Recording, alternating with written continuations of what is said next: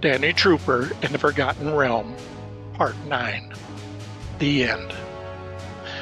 The Dark MythMaker was there, with Dan, in the heart of the imagination, ready to finally destroy inspiration itself. Dan looked straight into her malevolent eyes. I hoped in vain that Melise and Sicko would finally prove their worth and destroy you. But no matter, it's just you and me, Danny Dan, where it's all supposed to end, here at the heart of imagination. Where is Janet? Where is Starlight? The Dark MythMaker stretched her arms out and smiled. Why, right here. Stop playing around. You said you had her trapped. I do have her trapped inside of me. Hiding in plain sight. You should hear her screams right now, Danny Dan. She wants you to run, but there's nowhere left to run to, is there? Dan held the sword Excalibur in front of him, slowly making circles around the Dark MythMaker. What do you want? If you want to destroy everything, why don't you just go ahead and do it? Oh, so defeatist. No, there's a system, you see, and I followed it to the T. I've destroyed Mod Myth and Older Myth. I've trapped the MythMaker. Now I have to deal with the Protector. Then I destroy everything else. You can try. Oh, Dan, brave at last. Well, go ahead then. Run the sword through me, right through the heart of your childhood playmate, your sweetheart, your best friend. Run it through me, just like you did your own mother. That was an illusion, and you know it. You're right, that was an illusion. Oh, but deep down, you won't admit it to yourself, Dan, that the illusion felt good. Felt good to not have to think about anything. Felt good to not have to worry about anyone's expectations. Not your mother's, not your fiancé's. No worry at all. It was a lie. We lie to ourselves all the time. Isn't that what fantasy is? What fiction is? Lying. Lying to distract ourselves. Lying to make ourselves feel better. Lying to make ourselves think that there's a happy ending. I'm getting pretty sick and tired of your speeches. If you're going to do something, just do it! We can fight, Dan, if you want to. Give everyone who's listening to this what they want. The big climax, the big fight between the big bad and the valiant hero. So cliche. Or what? let us defy expectations. You know, deep down that you don't want to fight. Maybe it's because you don't want to hurt your precious Starlight, but maybe, just maybe, it's because you know you won't win. I won every other time I fought the forces of darkness. Every time. Oh yes, victory after victory. Except, they always returned, didn't they? Always a new evil tyrant to dispose of, new evil schemes to defeat. You never really won, you just held things back as much as you could. I don't understand why you want to destroy everything. Why you want... What I want? It's simple. I want peace. Peace? You think it's difficult? Always having to vanquish those evil plans? Defeat those evil villains? Try having to be the one who always has to be behind those evil plans. Those evil villains. I'm tired, Dan. So tired. So leave then. Have your rest. Oh no, I can't just walk away. Why? Because you won't leave me alone. None of you heroes will ever leave me alone. You always feel like you need to find me, stop me. The only way I can rest, Dan, is to remake the universe, the multiverse, in my image.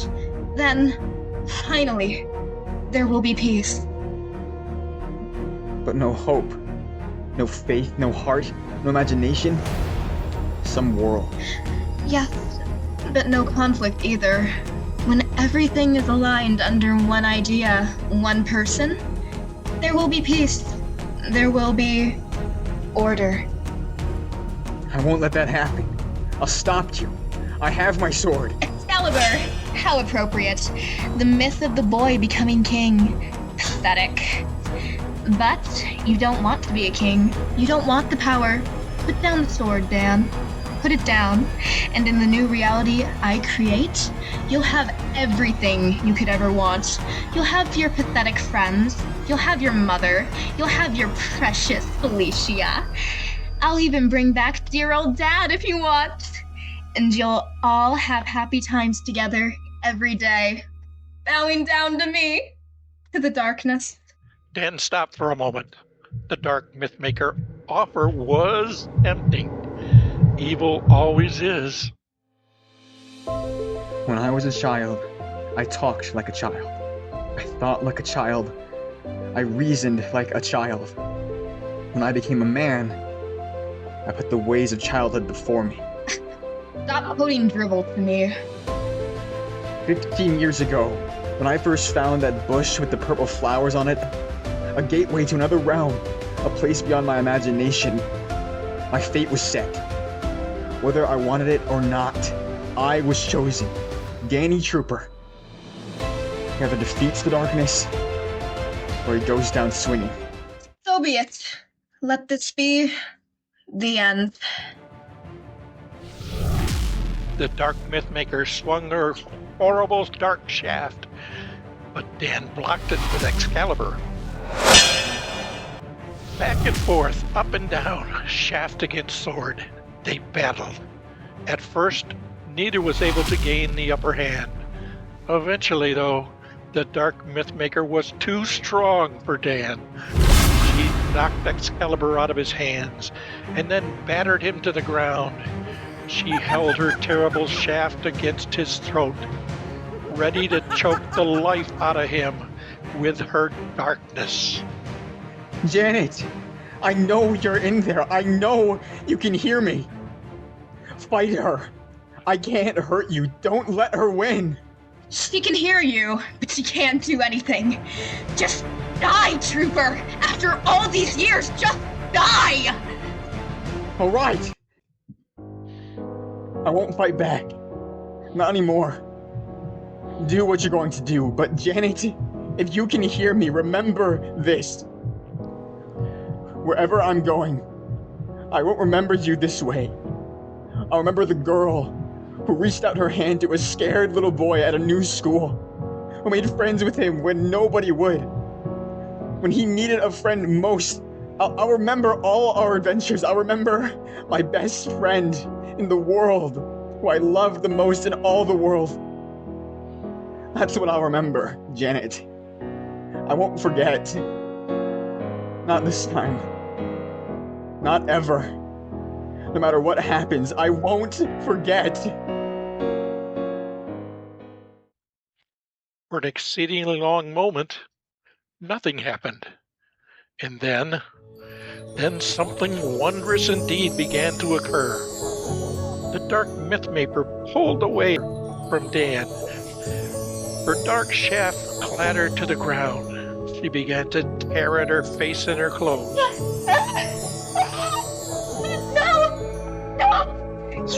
You will not defy me! Stay down! Stay down! You cannot defeat me! I will not be defeated! I will not be denied! Heart, mind, imagination, hope, and faith. But above all those, friendship. Above all those, love.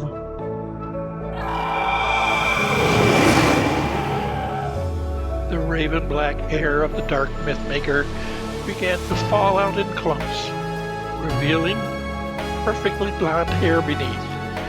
The Dark MythMaker again fell to her knees. Everything trembled. The multiverse shook.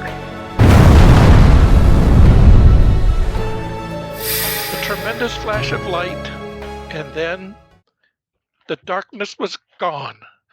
Princess Starlight had returned. Janet? Princess Starlight raised her head and looked at Dan with tears in her eyes. Danny. Dan embraced Princess Starlight, and they both laughed and cried at the same time. Best friends, finally and totally reunited. I thought I lost you. I thought I lost you.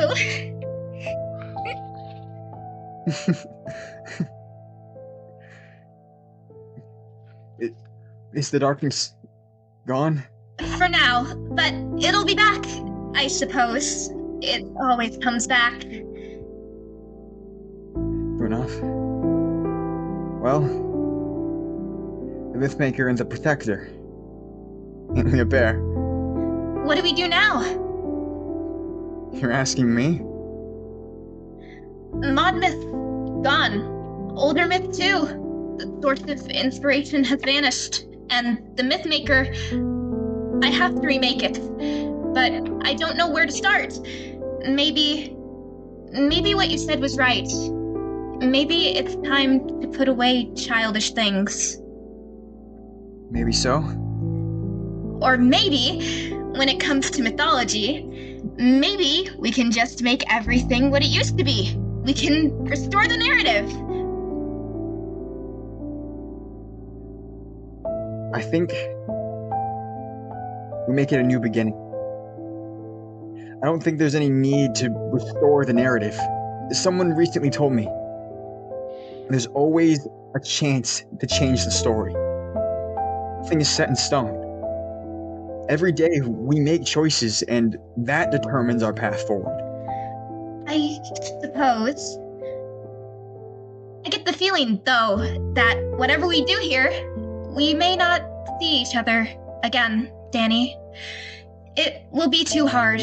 After all, you're growing older, and I'm always going to stay this age. I know. But I didn't lie to you. I'll never forget you. Or our adventures together. Never again. Then that's a proper way to begin the new mythology, isn't it? A new story. Once upon a time. I think so. Here in the heart of imagination. Take my hand, Dan. Dan took her hand. What now? Princess Starlight smiled. Make a wish. Dan smiled and closed his eyes. The light came from both of their souls, then spiraling outward to remake what had been lost. Imagination was restored. Mythology lived. In a modest, somewhat drab apartment, in a modest, somewhat drab city, lived a young man named Dan Trooper. As he opened his eyes and looked around him, he was never happier to see that apartment and know that he was home. Somehow, deep down inside him, he knew all would be well. Dan answered the door.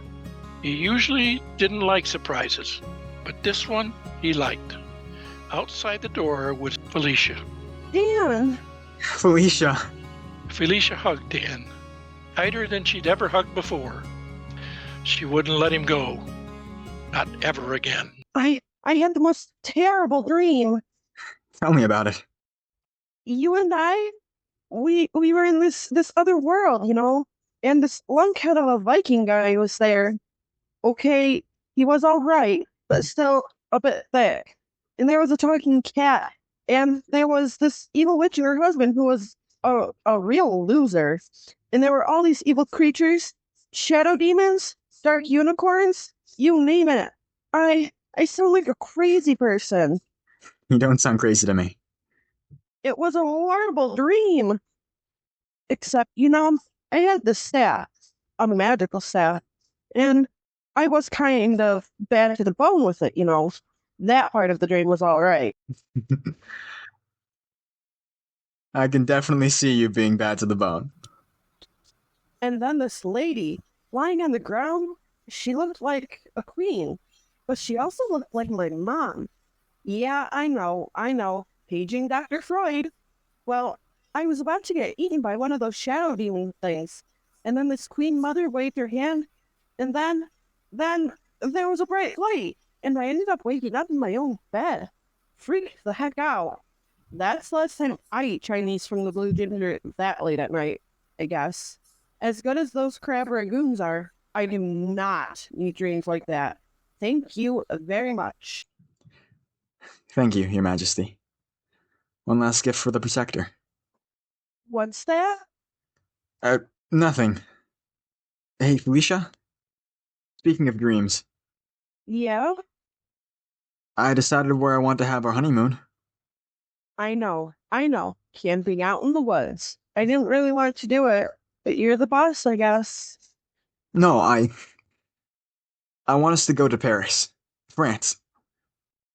You mean it? I do. But you said you hate traveling.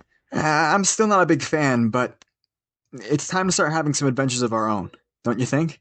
I love you so much. Dan and Felicia embraced and kissed. I mean, not just because you want to take me to Paris. I know. Wow. First, I finally meet your mom next week. Now, Paris? What's next? A talking cat? Please don't say that. Sorry. All right. I'm going into that kitchen and I'm going to make you the best dinner that you've ever had. I mean, if you have anything edible in the fridge. I don't. Delivery? Whatever you want. Not blue ginger, of course. No, not blue ginger. Felicia started to head toward the kitchen, but then turned back and looked at Dan, up and down. Something different about you. Can't quite put my finger on it. I guess I'm full of surprises, Leash. I guess you are. I love you, Danny Trooper. I love you, Felicia Winters. Felicia blew him a kiss before heading into the kitchen. Dan smiled, but that didn't last long, as he suddenly had a searing pain in his hand. Ow! What gives? This darn ring. A light suddenly shined from Dan's ring. The image of Thor appeared before him, holding his hammer in one hand and a bottle of mead in the other. Dan stared at the image of his old friend, waiting for him to speak. Hello, Danny! Thor here, speaking to you from Valhalla. It's quite a place, plenty of mead, battles all the time. I'm as happy as Mushu in... well, you know. Anyway, they told me that I could contact you through this ring to send you a message. Jeepers told me it was similar to a Zoom meeting, whatever that is. And I almost punched him in the face for suggesting it, but I thought better of it. Oh yes, he's here too. Jeepers in Valhalla, can you believe it? He's having fun as well. Plenty of wine. Got a lot of Asgardian lady cats going after him. Can you imagine? Anyway. The message. That ring, Danny. You don't have to return it. It's up to you how you use it in the future. You can travel back to the Starlight Kingdom in Mod Myth. Come join us here in Valhalla in Older Myth. Or explore anywhere else. It's up to you. But we'll totally understand if you just put it away. You've earned your just rewards, my friend. But should you need us for any reason at all, well, it's your choice. Oh, what's that? Oh, yes, Trooper, your father. He's here with me as well. He wanted me to let you know he's proud of you, and so am I. Thanks, Dad. And thank you, Thor. All right, enough of that soft nonsense. It's time for battle. We're fighting a horde of dark elves today, Danny. It's going to be glorious. Come, Robert Trooper. Come, fair Jeepers. To arms. Jeepers! Not today. Too much catnip. Fare thee well, Danny. Fare thee well. The image of Thor faded. Dan's hand no longer hurt. He took off the ring and stared at it for a moment. And then he went and opened the drawer where he had kept the ring hidden. He stood there, staring at the ring, pondering what to do. Finally, he put the ring back on his finger and smiled. Dan, come in here and tell me what side you are from this Indian place. I can't read your mind. Coming, leash! Indian food. Ooh, boy. The adventures continue. Dan headed into the kitchen to be with a woman he loved. He thought of his past adventures as a boy. He thought of his adventures as a man. He thought of the adventures that lay ahead. For once, he wasn't worried.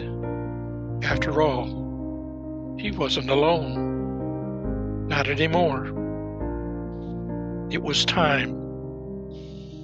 Time to live happily ever after.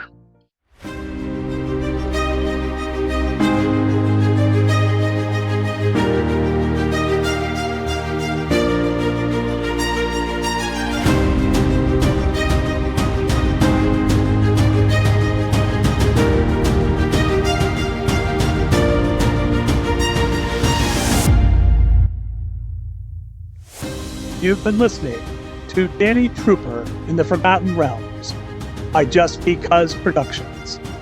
Written, directed, and produced by Brent Alles. Starring Hayden Gough as Dan Trooper, Sabrina Schmidt as Felicia Winters, Landis Schenck as Princess Starlight and the Dark MythMaker, Yvonne Alice as Queen Star and Patricia Trooper, Rob Freund as THOR, Jeff Stacer as Jeepers, Samantha Richardson as Mushu, Eli Koskinen as Rex the Wonder Dog, Joseph Harris as Sycophant, Sarah Harmon as Empress Melise, Ryan Vaughn as Commander Nightshade, Kevin Doherty as young Danny Trooper, and Pat Hobbs as the narrator. Please visit justbecauseproductions.com. That's justbcuzproductions.com for more information on this program and many other excellent Just Because Productions offerings. We thank you for listening and your support, and this is Brent Alles reminding you that the adventure never ends.